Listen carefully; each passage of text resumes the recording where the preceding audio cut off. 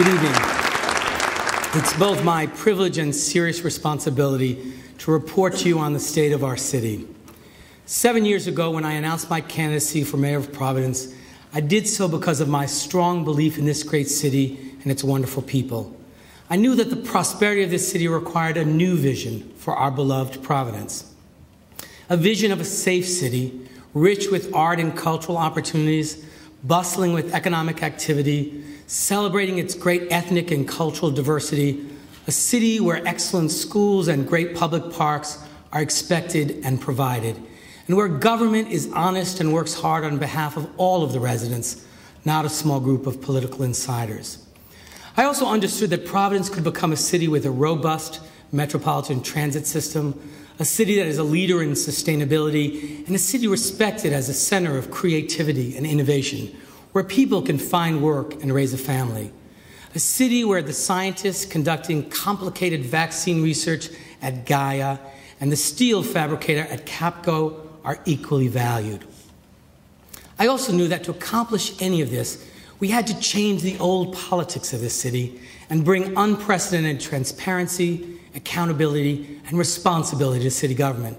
We had to challenge the old practices, which would surely upset those who had benefited so much from the old system. We'd have to open up government to all the residents of this city like never before. When we stop believing that government is working in everybody's interests, we stop believing we can come together to achieve big things. And that's exactly what we need to do right now. Working together, we must continue to build and strengthen our trust in each other. In the end, that is our most critical infrastructure as a community. Tonight, I know there is a place in the heart of every person in this city that is anxious. I hear and see it every day. A business owner in Elmhurst is anxious because sales are off. A resident from Mount Pleasant is nervous because her husband was laid off and she's not sure the family can survive on her income. A family from the South Side, playing by the rules, working hard, is facing uncertainty about whether the landlord will eventually face foreclosure and they'll be forced to move. The circumstances of our time are daunting. Many are out of work for the first time in their adult lives. Skilled and thoughtful people, both inside and outside of government, are working together to promote economic development. And at the city level, we've intensified our efforts to create jobs and attract new businesses to Providence. Just 2 years ago, we marked $3 billion in new investment in Providence. But despite all of this, the unemployment rate in Rhode Island today is at 10%. Housing prices rose quickly, and the bubble burst sharply in our state. We're battling a very serious foreclosure crisis in Providence. We acted quickly with financial counseling services, new loan and grant programs, and the first legislation of its kind to charge a penalty for unoccupied bank-owned property. We've been extremely active in working with residents and financial institutions to help keep people in their homes. And we have some of the best housing and community development experts in the country working on this problem. But despite these efforts, the number of homes in foreclosure doubled from 2006 to 2007. And then that record number doubled again in 2008. Behind every foreclosed property is a family whose life has been turned upside down. The concentration of foreclosed properties on some streets is seriously threatening the progress of our neighborhoods. And while big business gets the headlines, it's always small business where the real story of the economy is told. A few years ago, we created the Neighborhood Markets Program to help local commercial areas organize and grow together. We targeted the Providence Economic Development Partnership Loan Fund to help small businesses with storefront improvements, loans, marketing, and technical assistance. Nevertheless, our small business owners on Smith Street and Broad Street, Charles, Wicked, and all over the city are worried, and many are just holding on. With banks hesitant to lend even to the best customers, and with many consumers waiting on the sidelines, small businesses fear that the tough times may last longer than they can wait.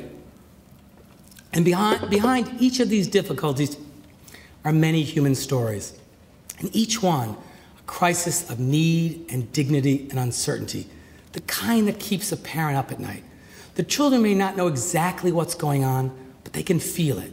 The times of laughing and ease grow fewer and seem to be replaced by tense conversation and charged silence. The larger family of our community is also feeling the pressure. As the economy has worsened, so it seems has our public discourse. Rather than tightening our bonds in these times of adversity, it often feels like we're allowing them to be corroded by anger, mistrust, and political bickering. This is all part of the reality of this moment. The wave of the national recession is crashing over some of the seawalls we've built to try to contain it. We'll keep building them because the tidal wave could get higher. But as we do so, we should also take comfort that a great deal of work has been done over the last several years to move ourselves to higher ground. Times are extraordinarily tough, and the current economic crisis must be our focus. Every long-term fundamental indicator of the health of our city is either very strong or improving, and they're worth reviewing quickly tonight. Let's start with the most important and most challenging of these, the healthy development and education of our children. Systematic change often advances at a frustrating pace, especially for those who readily see the importance of a quality public education for our young people. Yet student achievement continues to improve steadily across the board, and I expect to see that accelerate. We're creating 21st century learning environments, motivating our teachers and principals to excel, and integrating the Providence After School Alliance's after zones into the school day to develop a new day for learning. In fact, 40% of all Providence middle school students are now enrolled in after zone programs. Thousands of teens have found a fun, creative alternative to the street, away from the bad choices that often accompany excessive idle time. Another fundamental is good fiscal policy and accountability. We have improved our bond rating, built up our reserve, and improved our use of technology throughout city government to promote efficiency and transparency. We continue to use Provstat to measure our results and hold ourselves accountable. Another fundamental is public safety. Are we safe, and do we feel safe as we enjoy our neighborhoods and go about our business throughout the city? The overwhelming response I get from residents, business owners, and visitors is yes. Providence has registered a real and sustained drop in crime, the lowest in decades.